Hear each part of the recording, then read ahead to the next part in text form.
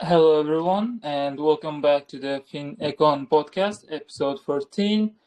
And today, my name is Uzbekistan. Today, I'll be your host. And today, we have a truly special guest, and it's a really honor to have him.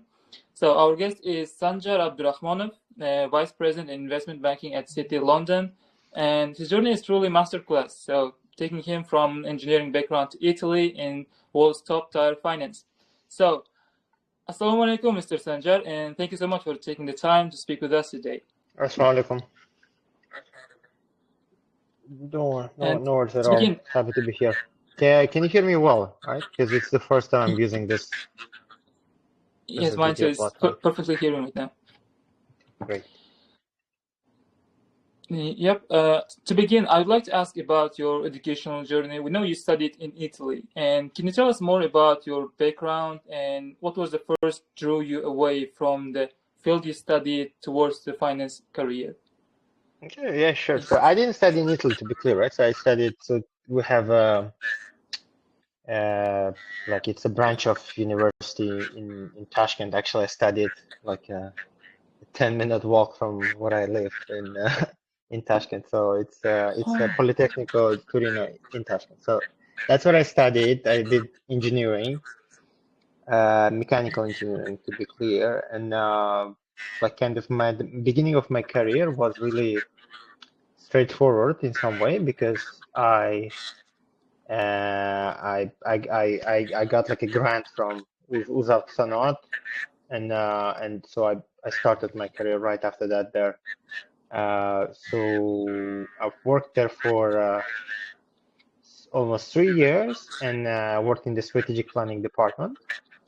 So that's what and there you kind of, do everything around business development. And then I really started, I was involved in, selling and trying to sell one of our asset companies to the foreign investor. And that kind of drew my interest to what M&A is. So I, started to look at this, with a bigger interest. And then after like 2 years, I started to look into, MBA opportunities, and I essentially applied for an MBA. And after an MBA, it's kind of really quite a traditional path to either go to consulting sphere or to go to investment banking. So I went to investment banking. So that's like a short or long answer to your question.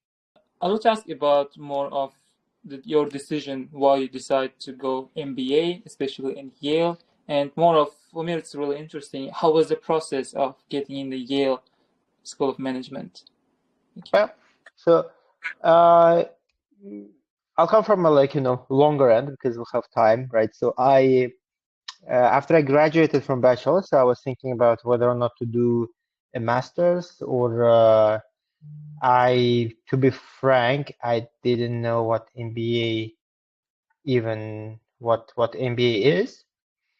But then after I started to work, and then my sister and my brother-in-law who live in the US, so they both studied in the US, so they were kind of my, so say like a family advisors on this matter, right? So giving me hints in terms of what to do and what not to do. And one of the key exams that you need to pass when applying for an MBA is a GMAT test. So I did it a couple of times, and last time I took it, I just I got a very good good results, better than I ever expected. To be frank, I got like 98 percentile, which is very difficult because I'm good at maths because I studied engineering, so that math was never the problem. But in English, it's very difficult for non-native speakers because you just literally you don't understand all of the words that they have there, right? And then it has this English part which always held me back. But for some reason, I got a good score, and then I started to apply to good schools, and I've got into like 5 or 6 universities, and meaning I got at at quite a few of them, I got like full scholarships, but the best school that I've got was Yale, so I went there. No, that's great. And my more of the question is, I guess you prepared for the GMAT while you were working, right? Yep. And Yep. how was the process of the time management? Because GMAT is also takes a lot of time, and while you're working at full time, it's gonna be like double pressure. Well, if you work hard in Uzbekistan, it's not really difficult to work, really, right? Because you don't need to put 100% of your effort into doing all the work and tasks that are assigned to you. So I was very open with my boss, and he played also a big role in that because he himself did an MBA. My boss, and then he, like I did my work if I had free time. Whenever you have 30 minutes, 1 hour, just I had like printouts of GMAT tests at my work. I did them at the office, and whenever I went home, like I also spent like 30 minutes, an hour, and I did that prep almost continuously for like a year and a half, to be frank, since I graduated from bachelor. So I started my professional career, and I already started to look into like because I wanted to do my master's or MBA. So I started to prep quite a long time ago.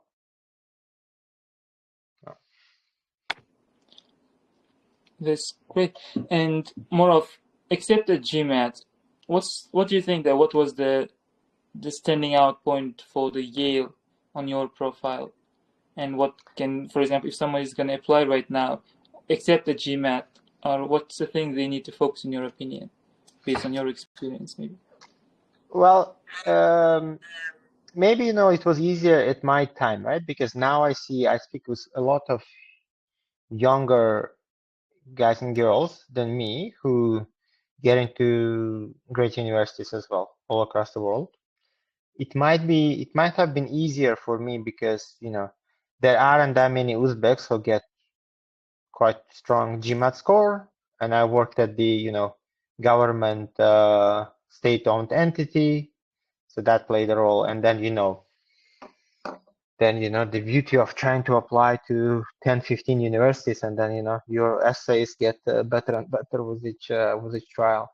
So that's nice. But in general, like for guys from our countries, like Central Asia, because we're never gonna beat Americans or Western Europeans in terms of they will do like they might have like stronger backgrounds, right? Like trying like working in Africa, doing this kind of stuff, right? But it's very difficult for us. The only way to do is that you need to have above average GMAT score. So you are interested because every school wants their kind of a student body average to have the highest scores in every possible kind of part of the application, so it kind of help their ranking. So whenever if you are not great at volunteering in sub-Saharan Africa, then you need to be great at your GMAT. So that's the point that the people from Uzbekistan need to nail first, and then comes the rest of the application. Mm-hmm. And thank you for it. And my next question is more of the time in the Yale. And what do you think, like, what's the how Yale transformed your skill or a mindset, how it affected you studying the Yale? Because why I'm asking is, many people say that it's not about the school, it's about who is in the school. The top schools give you higher network. So I just want to know more about your experience during the Yale. Yeah, absolutely. I think it may be it may have been, like it may be a bit over exaggeration, the power of network, especially in the beginning of your careers, right? Because everyone out of the school are, at the probably at the will be at the junior level at any organization they go, right? The power of network probably comes a little bit later when everyone kind of from your peers will quite a lot of them will go to the senior positions, right? And then the power of network at Yale is that for example, like just 3 weeks ago, I was covering one of the companies, which is Canadian and owned by the private equity firm, and I was looking for any contacts to learn more about this company. So I found a girl who works at this private equity firm, and she also went to Yale. Although she was my classmate, we never even crossed paths. But I dropped her an email on LinkedIn saying, "Hey, how are you? I also went to Yale as you, so I'm interested in this and this. So can we have a chat?" She replied to me next day, and we had a chat, and I learned quite a lot about that company. It's not like the power of network is that it opens the door for you to kind of people will be more willing to answer to your questions, to jump on a call with you, if you need help in understanding something, right?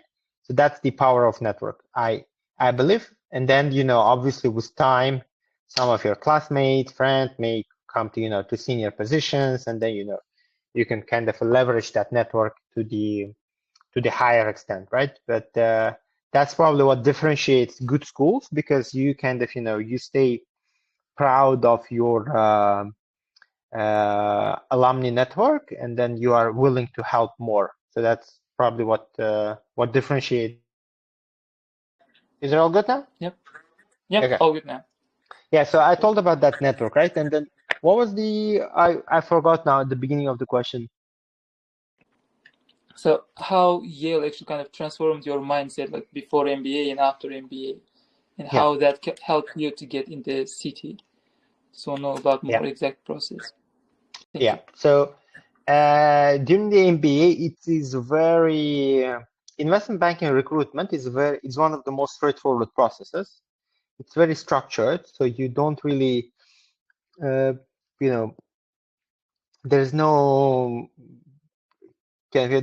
room for entrepreneurship, right? So the way how it starts, right? So once you start the school in the beginning of September, so all the major banks come to the campus and do the presentation about the bank. Normally, this will be like former alums of your school who work at that bank, and so they come, they give a speech, they organize drinks and snacks. So then you go and introduce yourself, blah blah blah. You exchange the cards, and after that you kind of it's more about New York's culture. So in New York, you then email the person saying, "Hey, it was lovely to meeting you. Can we have it's called like coffee chats, right?" And you do. I think I did like hundreds of them. Like I did more than 100 coffee chats. Yeah. So the problem is that, and I didn't live that far, right? Because I lived in New Haven. It's 2 hours by train from New York. So I picked like one day, like I picked Wednesday when I didn't go to school. And then on Wednesday, every Wednesday, I tried to book like 3, 4 coffee chats with various people. With some you do over phone if they are busy, right? But like, to be frank, like that's the culture there, because you go there, you speak with them as kind of, before you even apply to the position. So like the application deadlines will be like in November. So you go through that coffee chat, and then every bank, so the same people that you went and spoke with, like they will have like, they will have a list of the people who they would want to invite for an interview based on those coffee chats. So like let's say Bank A will have, I guess like, in out of 350 students, around like 45 were applying to investment banks. So we were all part of that, recruitment process. And Bank A will invite for first round interviews like 15 people of that. So a third. And so on and so forth, right? So like, and this will be like, first round of interviews that will happen normally, I don't know, like maybe beginning of December. And then like beginning of January, you will have this what's called Super Day. So it's when the banks come to the campus, and then you essentially go and do interviews with four or five MDs in round two, and then if you are successful, one of them calls you and congratulates you with the offer. So that's how the process was about recruitment into investment banking. Great, and it was really interesting, honestly. Really similar experience about the coffee chats. I want to ask more about, for example, as a student right now, the issue is if I ask someone to the coffee chat and if I get some more of negative answer for the next 2 months, I'm not going to talk to anyone. So it's like if the higher company, maybe it might be BlackRock or JP Morgan. So I just want to know about, so you went to at least 100 of the coffee chats. Like, how was the process? I lost the last part of your question. How was the process? How you find the people and how you kind of convince them to have a coffee chat on that. Like you talk to the only alumni or the HR or people just No, so it will be with alums. So the first point of contact only will be alums from your school, and then it will be like this, right? So if they like you during the coffee chat, they may say, hey, like if you are interested, for example, I was interested in automotive and industrial space because I worked in the automotive company. So, and they say, hey, if you are really interested in the automotive, why don't you speak with my colleague who is also, associate in the automotive sector? So then they may introduce you to another person. And normally if someone introduces you, that person will be highly likely to speak with you. But it all starts with the alums of your school. And now I guess more clear right now to talk with first alumni, who's more closer to the school. And my next question is about, for example, you went to the MBA, but I know many people who's looking for like CFA or ACCA type of qualifications over the MBA.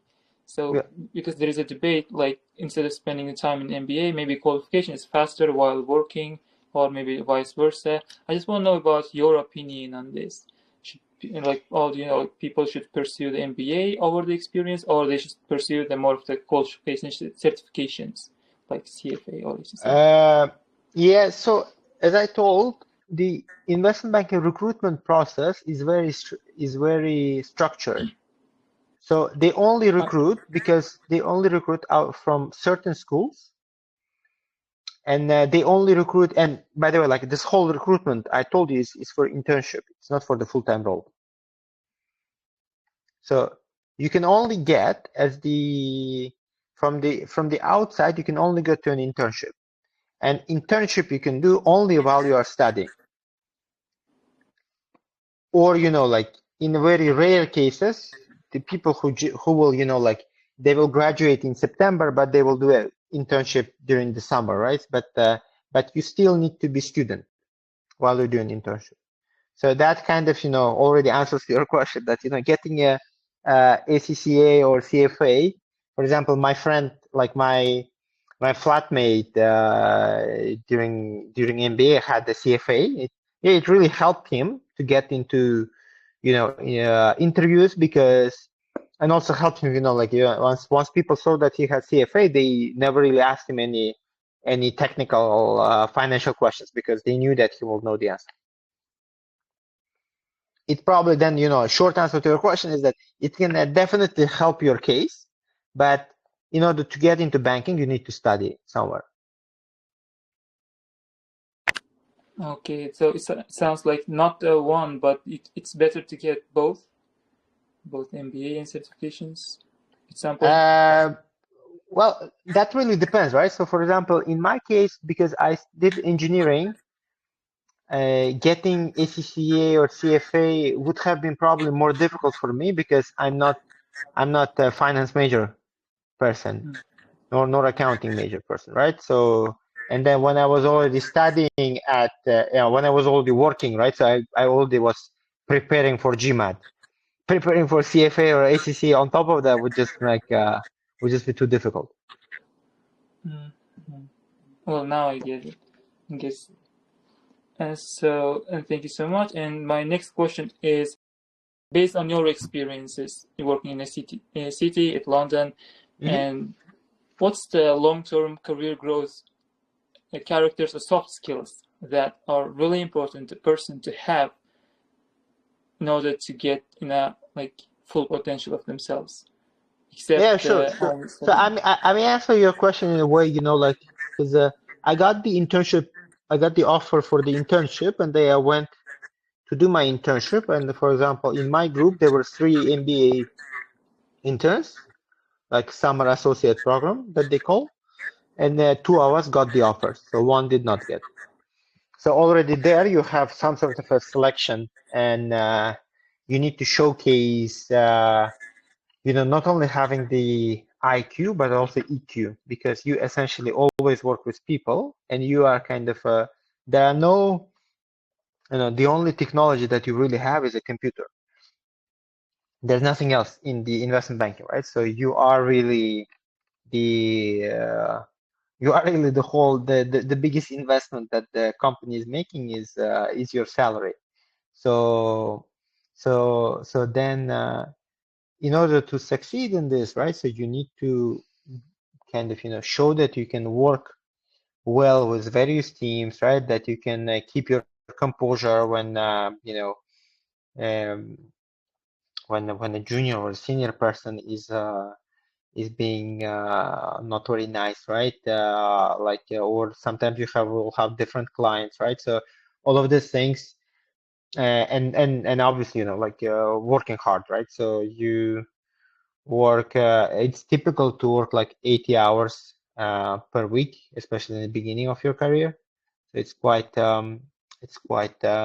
intense work environment. So it's really not meant for everyone. So some people just can't handle the heat, right? So you need to also be clear about one's capabilities as well. Well, now I get. And about now you mentioned stress in the work or kind of work-life balance in a higher company, because I guess it's more interesting for the people, especially the younger generation coming up to the bigger corporations. They more question work-life balance, how to handle the both. Sorry? They might be working in a full-time and they might also be studying something. So I just want to know more about your opinion on, so as you mentioned, in a week of 80 hours of work, how do you look at the point of work-life balance or like fully focusing on the work? Now, like you need to be like uh, it is very clear, kind of, clear expectations that the employer Sorry, we will have couldn't get from you. you. Sorry, you're not hearing me? Now it's clear. Okay, good. So what I was saying is that, so it is kind of made very obvious since the very beginning, right? And I guess the people, it's very well known, right? That you will work hard, that you will have very difficult work-life balance. For example, I remember like during when I just joined, like there were some weeks, like when I literally woke up, I didn't brush my teeth. I just sat on my computer. I made my coffee.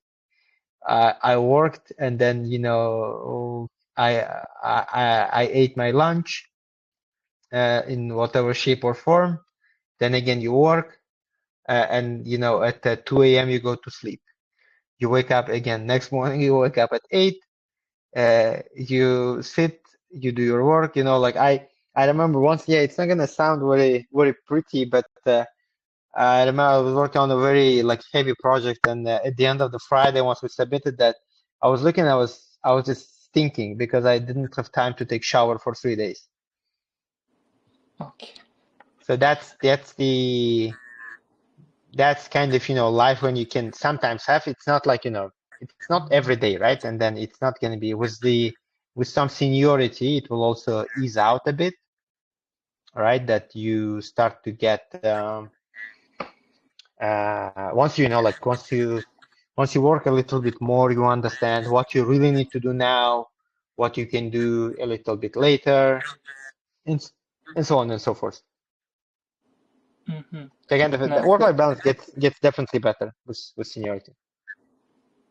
yes, now I guess it's really clear. And as a Gen Z, honestly, once you described about sleeping at 2 a.m., waking up, immediately going to work, sound like not expected, but I guess in the corporations, those who want the higher position or likes to work more, like it might be like a normal or like they're comfortable with, in my Yeah, it was the opinion. same in Uzbekistan, to be frank, right? So I worked in Uzavtosanoat, and it was normal that you work until 9, 10, and it was normal that sometimes you have to work until midnight. I remember days when I left like the office at like 2 a.m. or so. But that was also, even at that time, if I spoke with some other colleagues, for them it will be shocking, right? But it's the case in at uh, at many firms, even in Uzbekistan.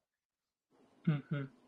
Got it. Now, my one question is coming up is, for example, now you said you worked in Uzbekistan, one of the top company, Uzavtosanoat, and you were there until the 10 p.m. around, and now you are in the London city. I just want to know about what was the difference in the work-life balance there in No, I Uzbekistan guess compared definitely, to. like in Uzbekistan, it's normal that you go and have a 2 hour lunch. You drive, from one end to the city to another one just to eat plov in a specific restaurant, which is quite typical to do in Uzbekistan. And if you have any issues like I don't know, like тағам мұхатын ұмытып қалыпты, фотоға барышым керек. Like, you go to your boss and you disappear for half of the day, right? So it's this kind of things, I guess. It's a lot more, I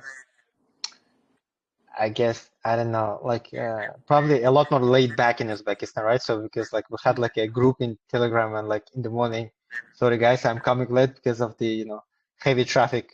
So like it's not gonna work, right? So like I guess in the Western world, like, if you have a meeting at 9, you come at 9, right? So like Mm.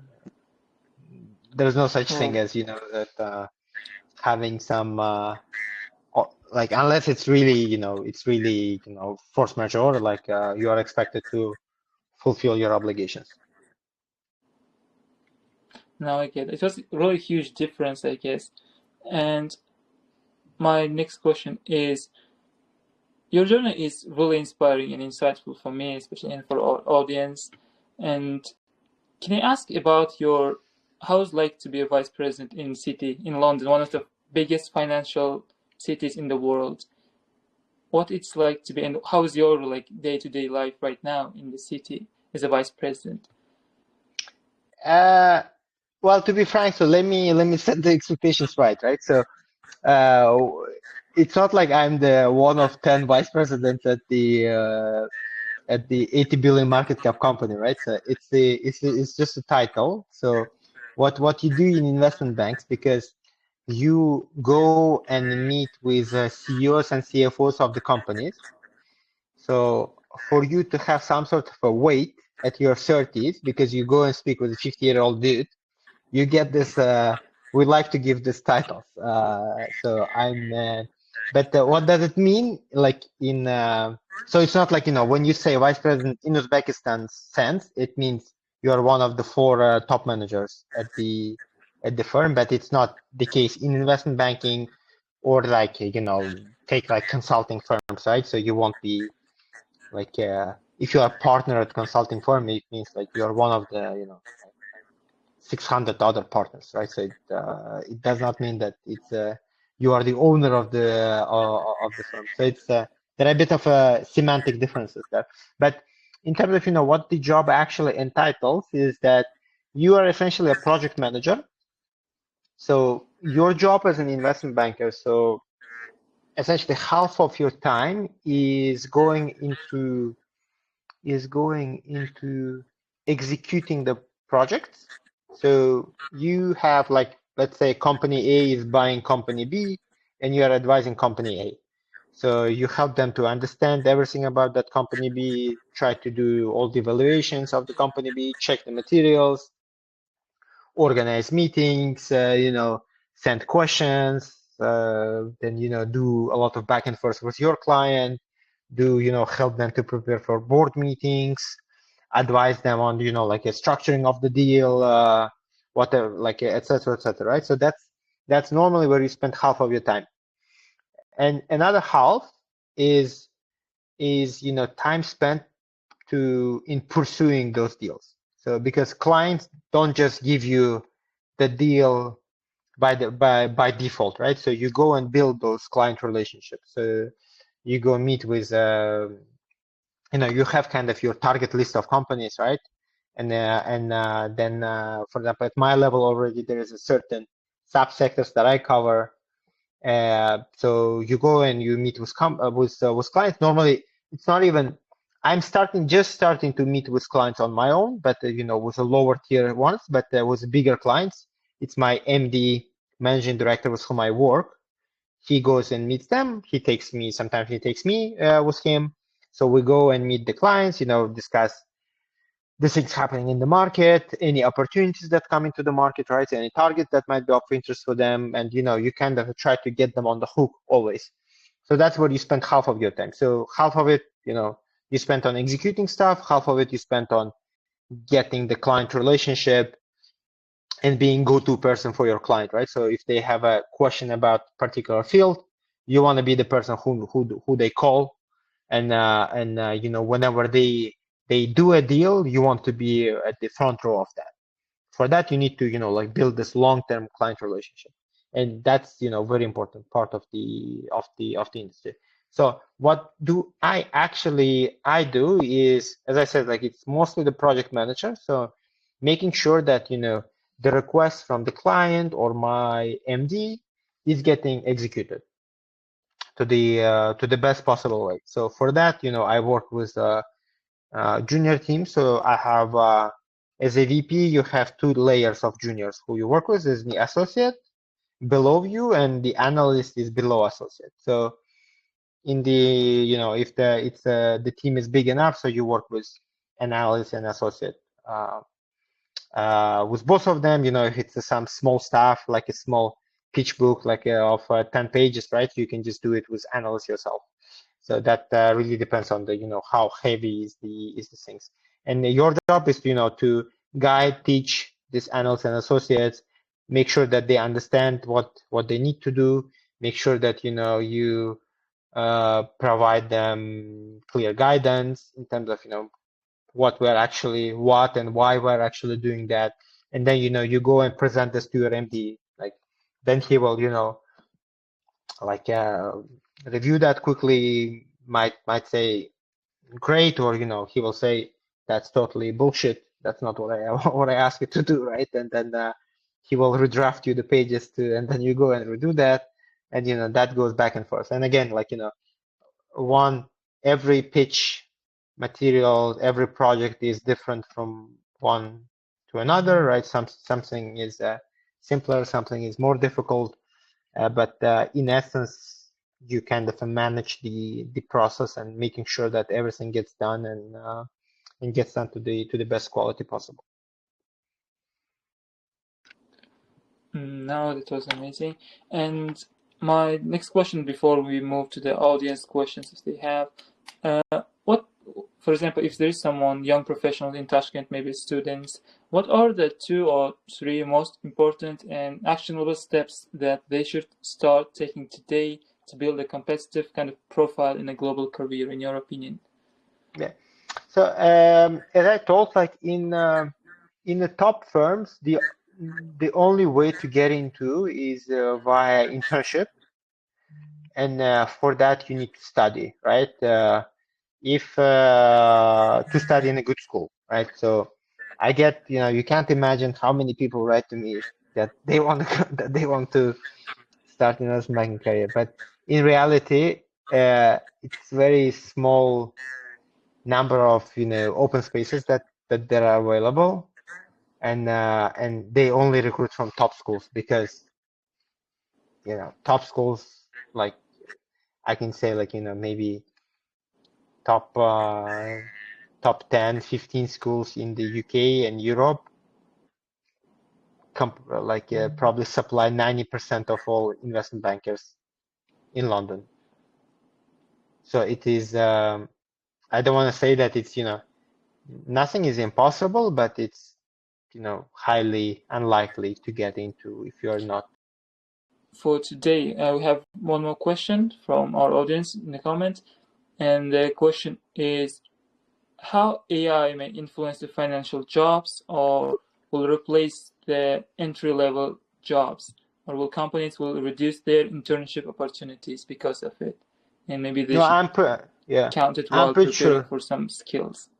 Yeah, I'm pretty sure they will, because AI is really. Can you hear me now? Well? Yep, now I can hear. Okay, so I think AI will affect the entry-level jobs really significantly, because we at Citi have various tools of AI that you can use. Like, we can't use ChatGPT. Like, obviously, they needs to be, kind of boxed in within the ecosystem of the company, right? But I guess the way how AI is shaping is that, sometimes, like, like you may have a question like, when company A acquired company B, and then previously you would Google that, go through, I don't know, some announcements, etc. Right? So you would spend like 2 minutes to find the information, which you can now get in 10 seconds. So this kind of things, I guess, and if you need to do that, for, get the list of the last 20 acquisitions that company A did, you would normally ask one of your analysts to do that, and it will take him 1 hour to compile it. Now you can just do it, within 30 seconds, essentially, right? So a lot of this entry-level requests are, I guess, gonna be soon replaced by AI. Even like at Citi, also we have, for example, this one, like you can enter the name of the company and the ticker under which they trade, and the computer can generate you the 8-page, like it will be like a standard template presentation, like with share prices, financials, company description, I don't know, like the list of shareholders and so on. You can get it within like 1 minute time. So this kind of stuff, yeah, obviously it will not look the best quality, right? Like that you can share with client, but it can. But if you are really in a rush to get something out in 15 minutes, you can do it with the machine tools now. Got it. And one more question about, I guess it's more of the follows up for this. And what would you do if you didn't get in the investment banking today because of this AI change? Maybe not everyone can get in the investment banking. What career in the finance or economics do you suggest to have as a maybe plan B? Yeah, so yeah, it's a good question. I think that depends on your interest, right? So like if you are really into finance, roles in the big four companies or like audit companies, it's pretty, you will get a pretty decent experience there as well, right? So that's maybe one thing. Second is, like getting to any finance related role within a normal corporation, that can be interesting career path as well, right? But one thing I would suggest is that, to not be like I guess like people make a mistake that they want to get into investment banking, that's the only thing that they put it here, right? But sometimes luck plays a role as well. So I can give you an example. When I applied to internship and I did this coffee chats, I didn't get anywhere in New York because in New York it's very difficult to get a job offer even for internship if you don't have a green card, because it's difficult to get the work visa there. it was easier for me to get the job in London. So that's why I moved from New York to London. And when I get my internship, when I get the invitation for an interview at Citi, I did not speak with anyone there. So I just applied. I sent my application, and I did not in London office. I spoke with people in New York, but I didn't speak with anyone in London office. Whereas at Morgan Stanley in London, I spoke with 7 or 8 people. Everyone seemed to be liking me. Everyone kind of referring me one to another. I applied, but they did not invite me to an interview.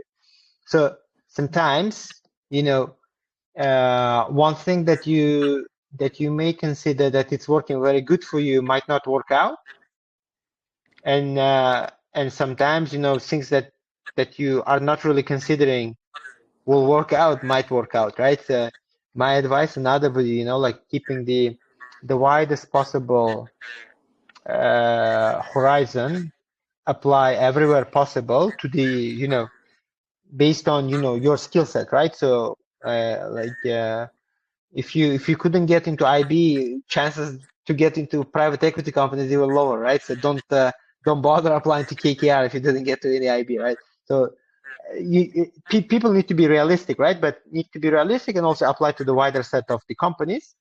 Then into one of them they will call you definitely. Great. And my next question from our audience is about the market in Uzbekistan. So the question is, have you ever thinking about going back to Uzbekistan, and what do you think about Uzbekistan's financial market or any trends right now happening? Yeah. No, I always I'm actually now in Uzbekistan, so I came for my holidays. I always like to come back to Uzbekistan. I would love to live here because one thing is that you never. I understood you also study abroad, right? So one thing that it's not you're never gonna be local anywhere. Like no place on earth you will feel yourself as comfortable as you feel in your home country. Here you kind of like you may relax. So you may kind of relax in your own home country, and I guess that's probably the biggest difference there. And in terms of opportunities, when you said the market, if I tell about like professional opportunities, right? So obviously there are a lot more nowadays. There are a lot more professional opportunities than it was at my time.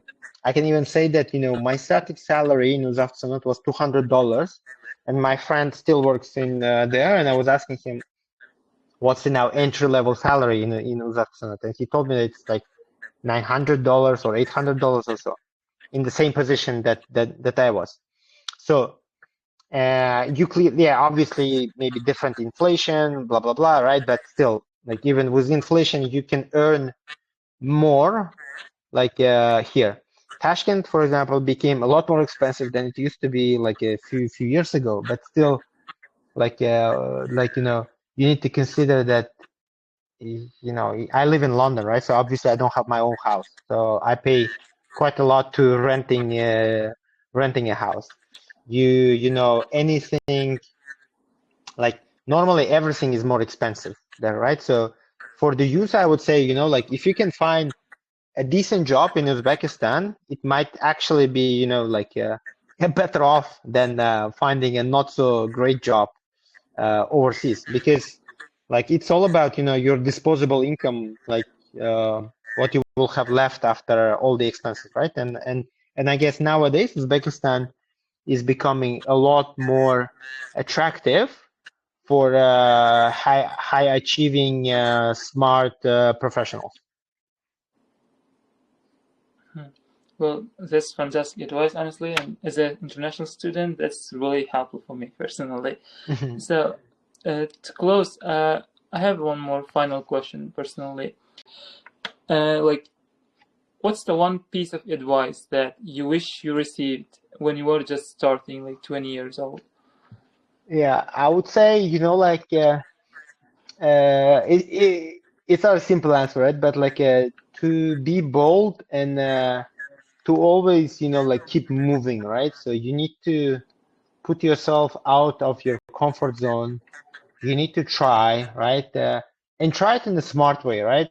Like I hate people who write me on LinkedIn with Assalamu alaikum Sanjar again. And that's it. Like, or like, why are you writing to me? Like, do you want me to say hello to you? Like, what's your question, right? So like, ask me, like, I don't know. I don't think you wrote to me, right, on LinkedIn, but it was another guy. No, my friend actually wrote. Yeah. So he wrote me a clear message, right? Like it was 2 sentences, but it was very clear.